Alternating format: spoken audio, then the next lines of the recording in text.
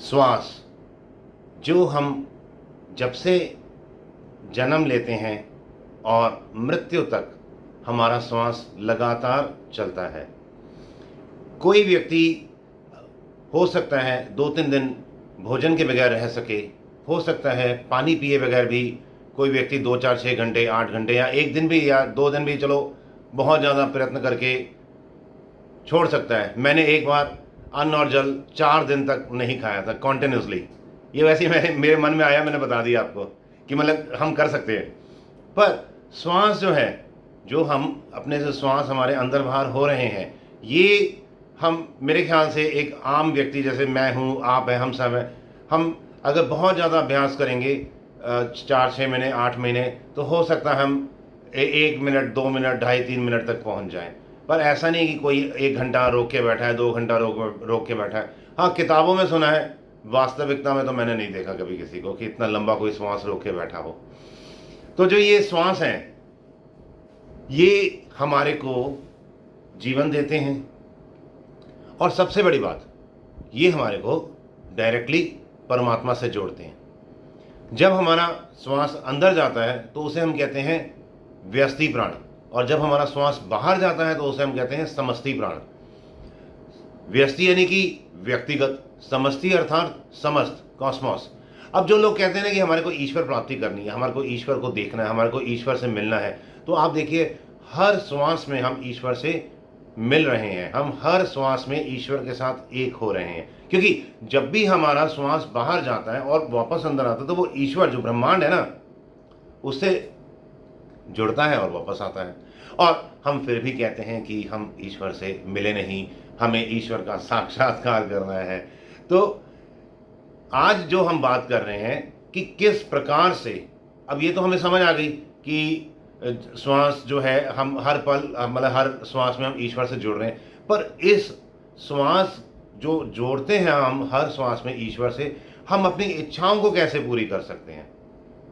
ईश्वर की मदद से जब हमारे को ईश्वर मिल रहा है हर श्वास में, और हमने ये भी पढ़ा सुना है, हमने जाना भी है, हमने अनुभव किया है कि ईश्वर कर्तुम शक्यम अकर्तुम शक्यम अन्यथा अकर्तुम शक्यम, कि हर चीज़ जो हम सोच सकते हैं हम नहीं सोच सकते, जो हमारी सोच के पार है, या कुछ भी जो भी आप सोच सकते हैं, जो भी मैं सोच सकता हूँ, ईश्वर सब कुछ दे सकता है।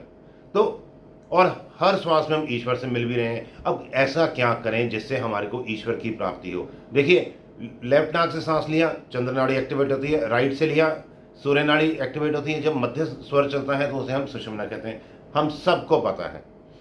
और मैं एक छोटा सा आपको वो भी बता देता हूँ कि हमारे जो श्वास में 5 तत्व भी होते हैं, पृथ्वी जल तेज वायु आकाश। ये आपने शायद बहुत बार देखा भी होगा वीडियोस में, मैं आपको फिर भी बता देता हूँ। जैसे ये हमारी 4 उंगलियां हैं, यहाँ टच किया नाक से, 4 8 4 12 4 16, जब ये यहाँ पे हाथ रख लिया जहाँ पर आपकी खुद की 4 उंगलियां आई और हमने श्वास को बाहर छोड़ा, यहाँ पे टच हो गया। अब लेफ्ट से छोड़ा चंद्र नाड़ी से, या राइट से छोड़ा सूर्य नाड़ी से, क्योंकि हमेशा एक ही स्वर चल रहा होता है, या लेफ्ट या राइट। तो जब हमारा श्वास 16 उंगलियां तक जाता है और वापस आता है तो उस समय हमारा पृथ्वी तत्व एक्टिवेटेड होता है, अथवा हम दूसरे शब्दों में कहें कि हम उस समय अपने पृथ्वी तत्व को एक्टिवेट करते हैं कि अगर हमारा श्वास कम है, छोटा चल रहा है, तो हमें पृथ्वी तत्व को एक्टिवेट करना है। जब 12 उंगली तक पहुंचे तो जल तत्व, 8 पे पृथ्वी जल तेज अग्नि तत्व, और 4 उंगली पे वायु तत्व। और जब श्वास ऐसे हल्का हल्का हल्का अंदर बाहर हो रहा होता है, वो जब हमारे ध्यान की एक गहरी स्थिति होती है, उसे हम आकाश तत्व कहते हैं। अब कोई भी इच्छा जो है हमारी, देखिए हमारा जो शरीर है ये पंचभौतिक है, पृथ्वी जल तेज वायु आकाश, जो भी हमने देखा। पर जो सूक्ष्म शरीर होता है ना, उसमें पृथ्वी तत्व नहीं होता, उसमें जल तत्व नहीं होता, उसमें होता है अग्नि, वायु और आकाश। इसका मतलब कि जो हमारा ये जो मटेरियल बॉडी है, इसके अंदर 2 तत्व एक्स्ट्रा हैं, जिसे हमने कहा अर्थ एलिमेंट और जल तत्व वाटर एलिमेंट, जिससे हमारा ये हाड्डी मांस का शरीर बना, मतलब वो 3 मिक्स करके। क्योंकि हमने जैसे देखा ना, सूक्ष्म शरीर जो अंतवाहक शरीर है, जो अतृप्त आत्मा है उनके पास सिर्फ 3 तत्व होते हैं, और जो मटेरियल वर्ल्ड में 500 तत्व होते हैं। अब अगर हमारे को कोई भी चीज़ मटेरियलाइज करनी है, कोई भी हमें एफर्मेशन करना है, कुछ भी हमारे को मैनिफेस्ट करना है, कुछ भी हम जीवन में प्राप्त करना चाहते हैं, फिर वो आपकी अपनी अकॉर्डिंगली जो भी आपकी रिक्वायरमेंट है, तो उस समय हमारे को अपने चंद्र नाड़ी को अथवा सूर्य नाड़ी को, अब चंद्र नाड़ी से अगर हम श्वास को छोड़ते हैं या लेते हैं तो चंद्र नाड़ी से हमारे को बेनिफिट्स क्या क्या होते हैं।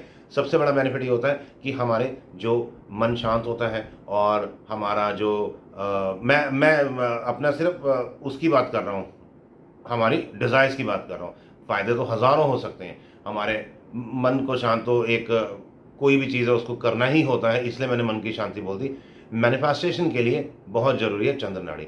और किसी चीज़ को हमारे को कुछ लॉजिकली कुछ तर्क लेके आना है, या हमारे को कुछ याद करना है, तो सूर्य नाड़ी ये हमारी बुद्धि को तेजस्वी करता है।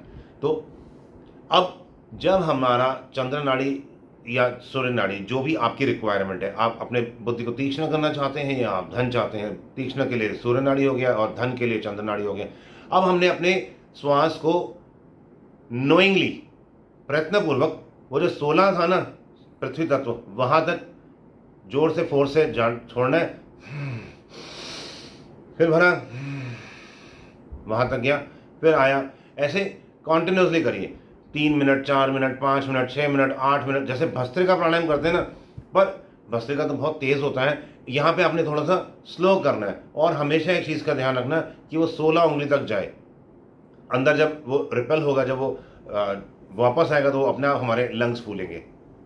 बहुत से लोग कहते हैं कि पेट फूलना चाहिए, पता नहीं, मेरे को आज तक समझ नहीं है कि पेट क्यों फुलाते हैं, क्योंकि हमारे लंग्स तो छाती में होते हैं। हाँ, पेट को हम वैसे ही हम पेट को फुला लें, पर हवा नहीं आ जाती, ये पता नहीं, अगर आप साइंटिफिकली देखो तो हवा नहीं जाती।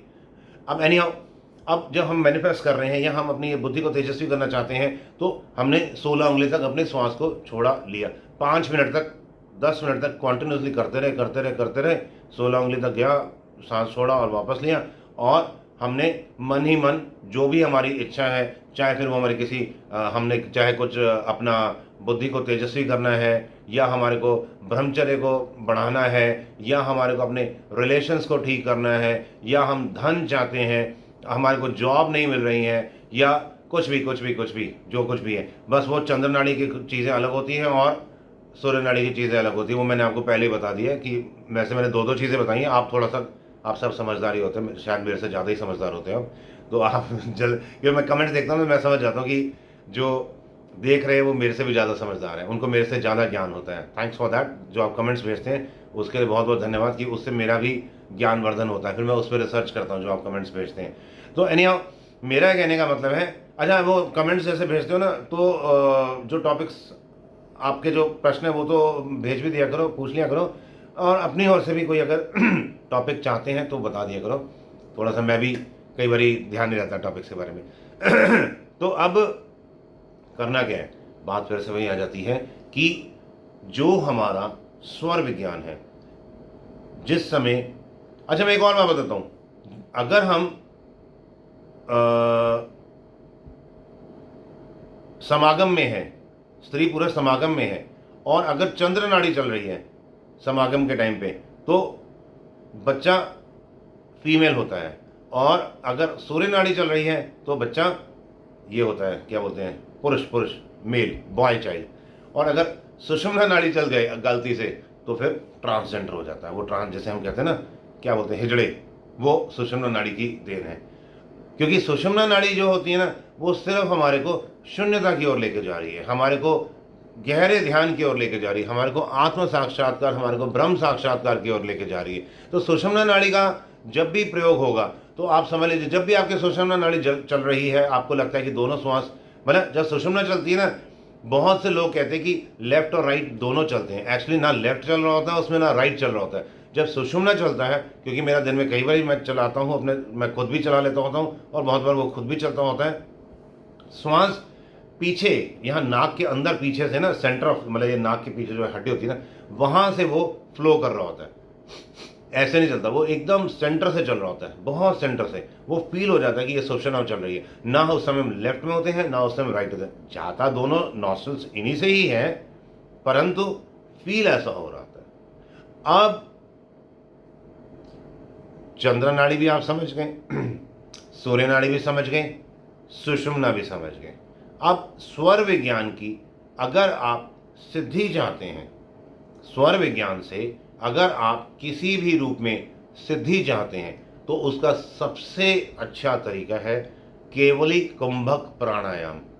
हमारे चैनल पे भी मैंने शायद 2-3 बार बनाई है, आप केवली कुंभक ढूंढेंगे तो मिल जाएगा, नहीं तो आप यूट्यूब पे भी डालेंगे ना केवली कुंभक प्राणायाम, बहुत से लोगों ने बनाया हुआ है। इससे अच्छा प्राणायाम, यदि किसी भी प्रकार की सिद्धि चाहिए, सिद्धि प्राप्ति के लिए सबसे अच्छा प्राणायाम केवली कुंभक होता है।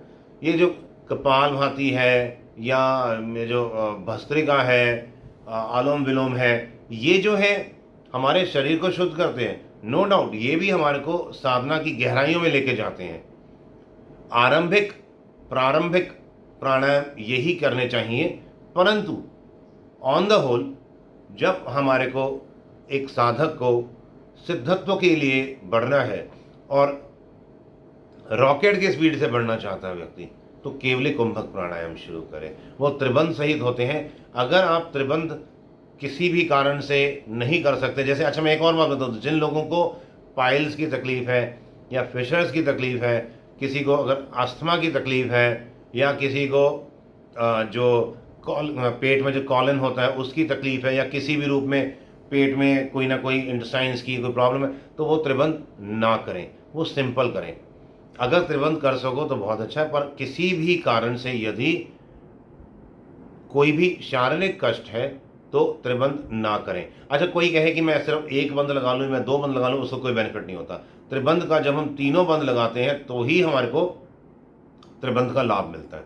क्यों? हम अपनी जो वायु होती है ना, जो हमारे अंदर जो प्राण व्यान उदान अपान समान जो 5 वायु हैं, हम उन वायु को ऊपर नीचे कर रहे होते हैं। वो शुरुआत में फील नहीं होती है, पर जो साधक अभ्यास करता रहता है और वो एक अच्छी स्थिति में केवली कुंभक की पहुंच जाता है, त्रिबंध करते करते, त्रिबंध लगाते हुए, तो तकरीबन 3-4 महीने में जब केवली कुंभक हम श्वास को अंदर और बाहर हर बार 1 मिनट और बाहर, मतलब अंदर 1 मिनट, सवा मिनट, बाहर भी 50 सेकंड, 55 सेकंड, 60 सेकंड जब हम रोकना शुरू कर देते हैं, तो अंदर जो हवा होती है हमारी, वो बाकायदा हमारे को फ्लो होती हुई महसूस होती है।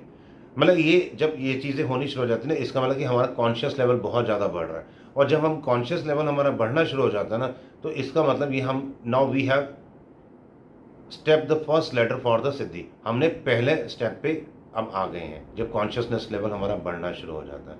तो मैंने ये थोड़ा सा एक स्वर विज्ञान के बारे में आपसे आज बात की है। इसका लाभ लीजिए और ज़्यादा से ज़्यादा साधना करें और खूब सेवा करें। जय Shri Ram. Notification shades. NFC on. Alarm. Airplane mode.